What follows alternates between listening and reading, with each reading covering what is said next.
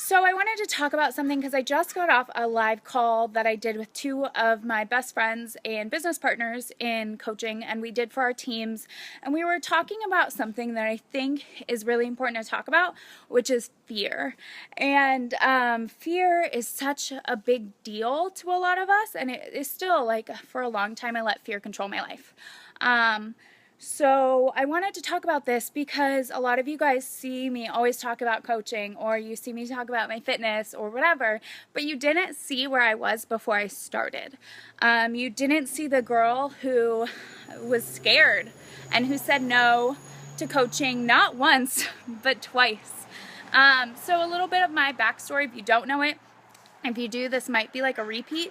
I started my health and fitness journey about 4 years ago, and I was working at a gluten-free bake shop. I had just gone gluten-free, and I realized how good I felt, and I actually kind of stumbled upon being gluten-free. I'd always struggled with stomach problems, and I always struggled, and I felt really sick. So I just thought that was normal though. So when I realized I was gluten-free, I cut that out. And then I was working at a bake shop, so I was still eating a ton of shit. Like, just because something's gluten-free does not make it healthy by any means. So I was still having a lot of sugar, a lot of dairy, a lot of grains, a lot of carbs. Anyways, so I discovered that I wanted to get healthy. I wanted to feel good in my skin for years. I felt so uncomfortable in my body. And it's so funny. And I think about it every time I post a picture of myself, or every time I see and people say, oh my gosh, you take such good pictures, or aren't you, or somebody says something about how I post so many selfies or something. I laugh because I used to be the girl who would untag herself from photos, or like when Dylan or whoever I was dating or whatever, somebody would take a photo of me, I would instantly snag their phone or their camera and delete it. Has anybody else ever done that? Like, I would look at myself and I just didn't like what I saw. I would be the girl who changed her outfit like 5-6 times before leaving the house. I'd want these clothes that I could wear, but I never felt comfortable. But like, if you look at my Facebook now, it's kind of a B, because it reminds you of like on this day. And I really didn't post very many pictures. If I did, it was just my face. Like, it was rarely my body. And I posted a lot of quotes and not a lot of myself because I just didn't feel comfortable. Like I said, I used to untag myself. I used to feel really like gross in my skin. So it came about 4.5 years ago where I decided I wanted more. So I went gluten-free. I then decided to do Whole30, which is like a really strict paleo. Then I went to paleo. I found CrossFit, but I was working at this bake shop going into the holiday season about this time of year, and I realized I didn't have time to keep doing CrossFit. And I love lifting so much, and I love CrossFit. And it's something Dylan and I are going to get back into soon. But right now I just do at-home workouts. So I was following my coach on Instagram for like a year, which is crazy. For those of you who don't know, yeah, I found my coach through Instagram, and that's how I've met most of my coaches and most of my team. But I followed her for like a year, and I was like, girl, this chick has such an awesome body. She does these at-home workouts. That's awesome. She travels. I want that life. Like, she works from home. I thought that was cool, but I was like, that's just her. Like, that could never be me. And then I reached out to her because it was getting busy in the holiday season and I needed to work out. So this is kind of a funny story. I reached out to her and she was like, oh, why don't you come try this at-home workouts and try Shakeology and try these things at my house? Because she actually lived in Lake Oswego, about 2 miles away from me. Not that far. And one of my best friends was like, I don't want you to get murdered by a stranger you met on the internet. So she came with me. We worked out. I was super skeptical about Shakeology because both my mom and my brother were super big protein drink people, and I just like had a bad taste in my mouth about it. So I ended up loving Shakeology, loving the workouts, but I was broke. I was living paycheck to paycheck. I actually borrowed the money from Dylan. We had only been dating like 6 months at the time to buy my first challenge pack. And at the time, my coach said, you should be a coach. And I was like, I don't know what that is. Like, I was really flattered that she thought that, but I was like, I don't know what the F that is. And I said no. And then I told my mom and my family about it, and even Dylan, and Dylan's like, oh, I don't think you should do that. Like, no. Or actually, Dylan just didn't say anything, but everybody else was like, I don't know. Like, you probably shouldn't do that. It's like a pyramid scheme, or it's one of those things where you're going to put all this money in and you're not going to do anything with it. Like, you're going to spend all this money, it's an MLM, like, I don't know, I'm really nervous. Like, if you do this, like, you just need to get a real job. Like, go to college, get a safe job. If you know anything about me, I never went to college. I barely graduated high school. And I was like, So I said no. I let all my fears, and honestly, it was what other people thought of me that freaked me out the most. I was too worried about what other people would think. I was too worried about what my family would say, what my friends would say. I thought nobody would take me seriously. And then I kept doing this fitness thing. I kept doing the workouts. I kept drinking Shakeology. And then I was still working at the bake shop.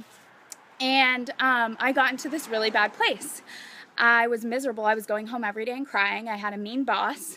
Like literally, Dylan was telling me to quit my job, but he didn't want me to become a coach. He didn't think that was what I would do. So I had this really mean boss. I was going home every day and crying, and everyone's like, just get another job. You could do all these different things. Go to school. But nothing felt like right to me. And I was like, well, I'm working with my friends. I was making $10 an hour, and I thought that was awesome. I was a manager, and you know what? I thought I was living the life. Besides being miserable, going to work every day, feeling miserable, feeling like I wasn't being fulfilled or living. I felt like I was living the same day over and over, and I was bored. Like, I don't know if anybody can relate to that. Like going to a job, clocking in and living the same day over and over and being treated like shit, living paycheck to paycheck and just being like, ugh, this is like my life. I never could travel. The one time I did take a paid vacation, I actually got my vacation time taken away from me because I went from salary to hourly. And when they did that, when my boss did that, she didn't tell me that I lost my vacation pay, which broke my heart because I was on vacation when I found that out. So I was like, how am I going to pay my bills? But fast forward to the holidays, Thanksgiving had gone by. I was actually brought across the street to Safeway where I used to work, sat down by my boss, and they told me, my boss was like, you are a horrible manager. You are a horrible leader. You're not meant to lead people. You're not meant to manage people. You are great with customer service. You're great with people, but you're not meant to like manage people. And basically she was blaming me for all these things, and I really wanted to cry. I knew a lot of these things weren't true, first of all. Like, I was like, no, that's not me. Like, that's not true. But I remembered in the back of my head when my coach said, you should be a coach. And she had asked me again and again. I let my fears get in the way when she asked me a second time about coaching. She was like, you know, you could get a discount on Shakeology. You could help people. You could work from home. And I said no, because I was too worried about what other people would fucking think of me. I was too worried about what other people would think. I was too worried about putting myself out there. I was scared. And so I was scared of the unknown. But this time I was sitting across from my boss, a place that I had worked for 2 years, and somebody told me that I was a horrible manager, I was a horrible boss, and I wasn't meant to do it. So they asked me to step down.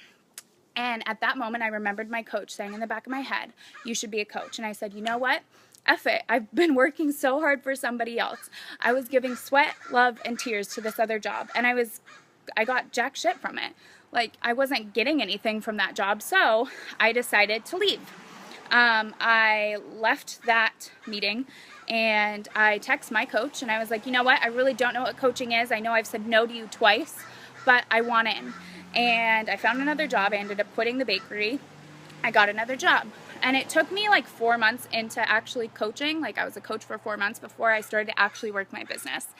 And that was because I was so afraid of what other people think. And it was when my coach, my mentor, told me, you know what, like, those people, they don't pay your bills. The opinions of other people, those fears, those other things, like, those things won't get you anywhere in life. Like, they don't pay your bills. So that was when I decided, you know what, I don't care. I'm going to not care about what other people think. I'm just going to do this because Shakeology and these fitness programs and working out at home and these meal plans, it was changing my life. I was healthier than I had ever been. I had gone from a size 9 to a size 4. I hadn't been a size 4 since my freshman year in high school.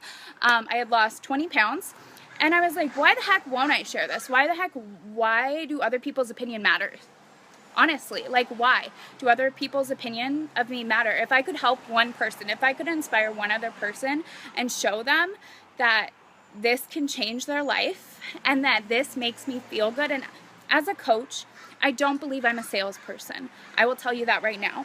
And like a lot of you guys, I've seen a lot of you guys say stuff about coaching or like that you're not sure because you don't want to be a salesperson or you don't want to feel salesy or gross or whatever. But you know what? When you get that new iPhone or when you get that Android or when you get like an awesome thing at the grocery store that you find is amazing and you're talking about and you're sharing about it, as a coach, that's all you're doing, is you're sharing what's working for you and what's changing your life. And so I just really wanted to talk about like getting over your fears. And it doesn't have to be just with coaching. I'm just sharing this because I also have a coach sneak peek starting tomorrow, and I wanted to give you guys an invite. So if you've ever wondered about what I do as a coach or how I work from home or what it is that I do, that you comment below or shoot me a message so I can make sure you get added. It's a 3-day group. It's going to be really, really fun. And I'm going to talk about what I do as a coach, how I work from home, and why I think that this opportunity is amazing. But like just in general, stop letting fears and your opinions of other people like control your life. It's not like people's opinions don't pay your bills. If you're not happy, you have the choice to do something about it. You don't have to live the same mundane like 9-to-5 life just because it fits a certain look or it seems a certain way. Like, we all have the opportunity to do something amazing with our lives. And before coaching, like I said, I never traveled. I'm getting ready in a couple weeks to go to Puerto Rico on an all-expense paid trip that my coach gifted me. It's my second leadership trip, and what's even cooler is I got to gift the same trip to one of my coaches. I get to pay for her to go to Puerto Rico, which is like unreal. What other job? I can tell you definitely at the bake shop, nobody ever paid for me to go on an all-expense paid trip. But what other job do you get to gift somebody this?